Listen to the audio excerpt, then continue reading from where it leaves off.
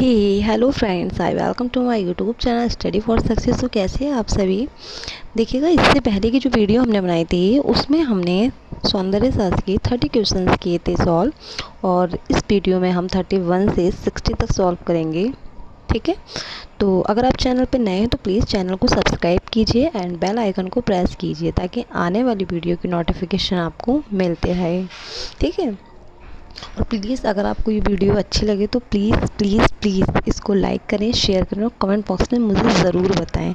तो चलिए चलते हैं। आज के फर्स्ट क्वेश्चन है हमारा, नाट्यशास्त्र की प्रणेता कौन है। इनके इसमें पूछा गया है कि नाट्यशास्त्र किसने लिखा है। प्रणेता है पूछे या लेखक पूछे, जो भी पूछे आपको क्या याद रखना है, नाट्यशास्त्र आपको भरत मुनि याद रखना है। नेक्स्ट क्वेश्चन है हमारा, नाट्यशास्त्र में भारत ने कितने भावों का विवेचन किया है। तो कितने विवेचन किया है, 49। और मैं आपको बता दूं, यदि संचारी भाव पूछा जाता तो हमारा 33 आंसर होता। ठीक है, अब इसमें पूछा गया है रस उत्पत्ति को सबसे पहले किसने परिभाषित किया। तो रस उत्पत्ति को सबसे पहले भरत मुनि ने परिभाषित किया। इसका ग आंसर हमारा राइट हो गया।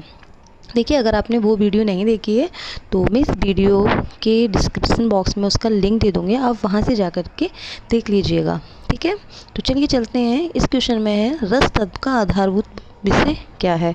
तो भरत मुनि के रस तत्व का आधारभूत विषय क्या है, नाट्य में रस की निष्पत्ति। घ आंसर हमारा राइट हो जाएगा। अब इसमें पूछा गया है शांत रस को पहली बार किसने दिया। शांत रस का पहली बार प्रस्तुत या स्थापना या जो भी पूछे तो आपको स्थायी रस से अभिनव गुप्त याद रखना है। ठीक है, अब पूछा गया है संचारी भाव का संबंध किससे है। वही संचारी भाव किससे होगा, रस से। जितने रस होंगे उतने ही भाव होंगे। ठीक है, अब है संचारी भाव कितने हैं, जैसे कि मैंने आपको अभी ऊपर बताया था, संचारी भाव हमारे कितने होते हैं, 33 होते हैं। नेक्स्ट है हमारा 38, सौंदर्य शास्त्र के अनुसार भाव होते हैं। जैसे कि मैंने आपको बताया कि जितने हमारे रस होते हैं उतने ही भाव होते हैं। तो भरत मुनि के अनुसार ही कि 8 रस माने गए हैं और वैसे हमारे 9 रस होते हैं। तो इसका राइट आंसर क्या है, सौंदर्य शास्त्र के अनुसार भाव पूछा है तो इसमें 9 हो जाता है। यदि भरत मुनि के अनुसार सौंदर्य शास्त्र के अनुसार इसमें पूछा जाता भरत मुनि के अनुसार भाव कितने हैं, तो आपको 8 बताना था, बट इसका आंसर राइट क्या है, 9। रस कितने प्रकार के होते हैं, तो अभी मैंने आपको बताया रस हमारे कितने प्रकार के होते हैं, 9 का आंसर इज राइट। इसमें हम 60 तक सॉल्व करेंगे, तो आप देखते रहिएगा, प्लीज़ स्किप ना कीजिए। रस सिद्धांत का प्रतिपादन किसने किया, तो अभिनव गुप्त ने। ठीक है, रौद्र रस क्या है, रौद्र का जो स्थायी भाव होता है वो क्रोध होता है, और क्रोध जैसे कि हमें गुस्सा आता है तो हम कुछ लाल पीले से हो जाते हैं, तो इसी टाइप से आपको रौद्र का जो रंग है वो आपको ये लाल याद रखना है। ठीक है, रौद्र का क्रोध और क्रोध का लाल। अब इसमें पूछा गया अद्भुत रंग कौन सा है। अद्भुत जैसे कि देखने में ही लग रहा है अद्भुत, तो अद्भुत यानी कि येलो इज राइट। अब है रस का प्रमुख स्रोत क्या है। तो रस का प्रमुख स्रोत क्या है आप लोगों को बताना है। देखिए, बहुत से लोग इसमें सौंदर्य को भी समझ रहे होंगे और आनंद को भी समझ रहे होंगे, बट मैं बता दूं इसका राइट आंसर जो है हमारा नाट्य हो जाएगा। नाट्य इज राइट आंसर। रस का अर्थ क्या है, तो रस का अर्थ क्या है, दर्शक के मन में आनंद की अनुभूति। घा आंसर इज राइट। रस मीमांसा ग्रंथ, जो रस मीमांसा ग्रंथ है उसकी रचना किसने की है, तो प्रोफेसर रामचंद्र शुक्ल ने। किसने की है, प्रोफेसर रामचंद्र शुक्ल ने। ठीक है, चलिए देखिए, मैं इस वाले क्वेश्चन में भी थोड़ा कंफ्यूज हो जरा कि आचार्य रामचंद्र शुक्ल होगा कि प्रोफेसर रामचंद्र शुक्ल। सो आप इसको पेंडिंग में रखिएगा। इसका जो राइट आंसर होगा, अगर यही हुआ प्रोफेसर रामचंद्र शुक्ल तो कोई नहीं, अगर इसका ये आंसर नहीं हुआ तो मैं आपका राइट आंसर जो है पिन कर दूँगी। ठीक है, चलिए अभिज्ञान शाकुंतलम के रचयिता पूछा है। तो अभिज्ञान शाकुंतलम के रचयिता कौन है, आपको अभिज्ञान शाकुंतलम के रचयिता कौन है, कालिदास। ठीक है, अब अभिज्ञान शाकुंतलम के रचयिता कौन है, कालिदास।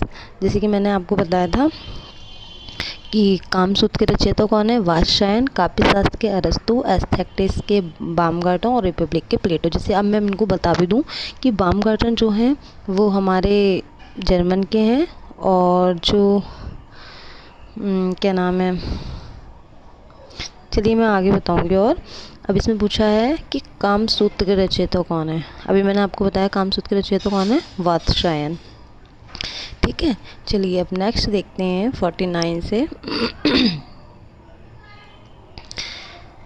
वात्स्यायन के कामसूत्र में कितनी कलाओं का उल्लेख है। इसमें पूछा गया है जो वात्स्यायन हैं उनके कामसूत्र में जो कलाएं हैं उनका उल्लेख कितना है। तो मैं आपको बता दूं यहाँ 64। वात्स्यायन ने कामसूत्र में कितनी कलाओं का वर्णन किया है, 64। तो यानी कि का आंसर हमारा राइट हो जाएगा। अब इसमें पूछा गया अग्नि पुराण में कलाकार को क्या कहा गया है। तो अग्नि पुराण में कलाकार को विश्वकर्मण कहा गया है। इसका राइट आंसर का हो जाएगा। अब इसमें पूछा गया है विस्तु विद्या, वास्तु विद्या और सृजन के देवता हैं। विष्णु हो जाएगा, विश्वकर्मा हो जाएगा, इंद्र हो जाएगा या श्री गणेश हो जाएगा। ठीक है, तो आप लोगों को याद रखना है कि इसका विश्वकर्मा राइट हो जाएगा। ठीक है, पौराणिक रूप से प्रथम चित्रकार माने जाते हैं। तो आपको मैं इसको ट्रिक से बताती हूँ। जैसे कि आपने देखा होगा ब्रह्मा विष्णु महेश ऐसे आता है ना, तो ऐसे ही इसमें पूछा गया पौराणिक रूप से प्रथम चित्रकार यानी कि ब्रह्मा जी पहला है। तो हमारा इसका राइट आंसर जो है ब्रह्मा जी हो जाएगा। नियमितनामा, नेक्स्ट क्वेश्चन है हमारा निमातनामा नामक पांडुलिपि किस विषय से संबंधित है। तो आप लोगों को याद रखना है ये पाक कला संबंधी वस्तुओं से संबंधित है। 54 है of the standard of test ग्रंथ के लेखक कौन है। इसमें डेविड ह्यूम है। ठीक है, इसका राइट आंसर जो है डेविड ह्यूम है। प्रिंसिपल ऑफ आर्ट पुस्तक किसने लिखी। तो आपको याद रखना है प्रिंसिपल ऑफ आर्ट पुस्तक जो लिखी वो कलिंगवुड ने लिखी। ठीक है, मैं थोड़ा जल्दी चल रही हूँ, यहाँ थोड़ी सी प्रॉब्लम हो गई है कि अब इसमें पूछा गया है प्रो हिस्टोरिक इंडिया नामक पुस्तक के रचना कौन है। इसके स्टुअर्ट पिगाट ने। इसका गा आंसर हमारा राइट हो जाएगा। नेक्स्ट क्वेश्चन है हमारा कि द मीनिंग ऑफ आर्ट किसने लिखी। सर हार्वर्ड रीड ने लिखी। इसका गा आंसर राइट हो जाएगा। इसमें पूछा गया है कि the Hindu view of art पुस्तक के लेखक कौन है।